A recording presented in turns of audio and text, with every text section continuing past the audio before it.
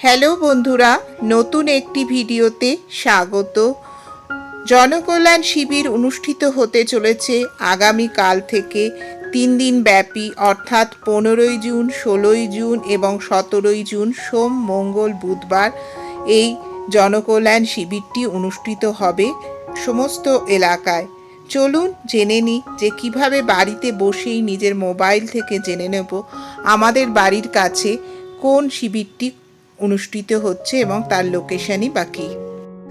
গুগলের সার্চ বারে জনকল্যাণ শিবির টাইপ করলাম এবং যে সাইটটি এলো সেটাতে আমরা ক্লিক করে জনকল্যাণ শিবিরের সাইটে চলে গেলাম। এখানে দেখা যাচ্ছে জনকল্যাণ শিবির পশ্চিমবঙ্গ সরকার।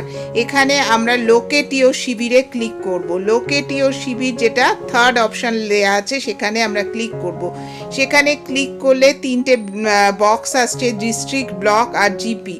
ডিস্ট্রিক্টে ক্লিক করে আমি আমার কোচবিহার ডিস্ট্রিক্ট সিলেক্ট করে নিলাম। এবার ব্লক বা লোকাল বডি আমাকে সিলেক্ট করতে হবে কোচবিহারের কোনটি, সেটাকে সিলেক্ট করে নিলাম। আর আমাদের গ্রাম পঞ্চায়েত বা ওয়ার্ড তারপর সিলেক্ট করতে হবে।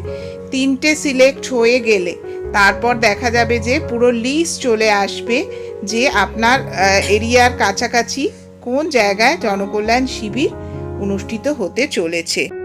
এখানে পুরো লিস্টটি চলে এসছে। এই লিস্ট থেকে আপনি আপনার বাড়ির কাছাকাছি জনকল্যাণ শিবিরটি লোকেট করে নিতে পারবেন। আর কি কি স্কিম আপনারা অ্যাপ্লাই করতে পারবেন জনকল্যাণ শিবিরে সেটাতে জানার জন্য নো ইওর স্কিমে ক্লিক করুন। এখানে সমস্ত স্কিমগুলি চলে আসবে, আধার সিডিং, ডিসিডিং এবং আরও যা যা স্কিমে আপনারা অ্যাপ্লাই করতে পারবেন সেগুলি চলে আসবে। তাহলে এইভাবে আপনারা জনকল্যাণ শিবিরটি লোকেট করে সেখানে চলে যান। আর সাথে অবশ্যই নিয়ে যান voter card, Aadhaar card, ration card, PAN card, address proof, photo এবং সমস্ত ডকুমেন্টের জেরক্স কপি। আশা করি ভিডিওটি ভালো লাগলো। ভিডিওটি ভালো লাগলে চ্যানেলকে সাবস্ক্রাইব করে পাশে থাকুন। ধন্যবাদ।